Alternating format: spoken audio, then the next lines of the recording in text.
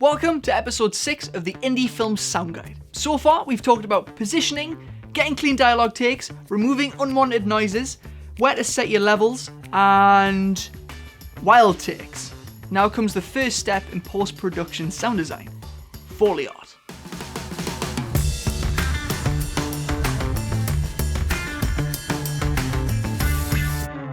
The Indie Film Sound Guide is brought to you by PremiumBeat.com. Exceptional production music for film and video. Foley art is the reproduction of everyday sound effects that we are going to mix back into the film. For the scene we are using, these are things like clothing movement, Frank tapping on the table, coffee cups and saucers clattering, and hats coming on and off. Without these sound effects, your film will lack a rich cinematic soundscape.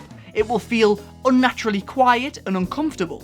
For example, here is part of the scene playing without Foley. 17 grand. And here it is again with Foley mixed in. 17 grand. Foley art is what separates the men from the boys and the women from the girls. And mixing Foley into your film gets you one step closer to achieving the film look. If you've been following this guide from the start, you've probably already recorded a bunch of wild takes for your scene. A lot of these will work great, but if there are any which don't quite sound right, you can always add those elements to the list of sounds you can re-record as Foley. So how do we go about recording Foley? Find yourself a quiet room. A small room, preferably with carpets, will work best. Hanging up any blankets and clothes to cover up walls will dampen any reverb you might get from the sound bouncing around the room. Next, you'll need props and materials. In order to record the sound effects, use any objects which will create the noises you need. For the scene we are using, this involves a sweater and a jacket, a wooden table, a coffee cup and saucer, a trucker cap, and a chair similar to what was in the scene. With the materials gathered, it's time to imitate the actions in the scene to recreate the sound effects. As a visual aid, you can export the edit of the scene and put it on a laptop or a phone. Play back the scene and do what the actors do. If Frank leans forward, record yourself leaning forward on the chair. It will probably creak a bit, which is exactly what you need.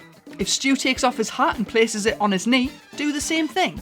Do this with all the actions you can think of several times. Like when recording wild takes, mark the track by yelling out what action it is you are reproducing. That way, in the mix, you'll know exactly what the sound is supposed to be. This is Stu taking off his hat several times. Get the microphone as close as you can and try to keep the gain lower than what you set it to during the shoot. You will want to record the Foley very clean and with low noise. The sounds may be quieter than dialogue, and it might not hit very loud levels, but don't worry, just as long as the recording isn't noisy and you have the microphone nice and close, this will work just fine. After recording the Foley, you should have everything you need to create a rich cinematic soundscape for your scene. You might have to source some sound effects online, but if you can reproduce them yourself, it's always the better option. We'd like to thank the sponsor of this episode, PremiumBeat.com. If you need music for your film, go check them out. We've used them for over 2 years now, and they're a great source of high quality, royalty-free tracks. Links in the video description below. This was episode 6 of the Indie Film Sound Guide. If you want to watch the first 5 episodes, you'll find the links in the description below. If you're watching the series after its scheduled release, you'll find every episode linked below too.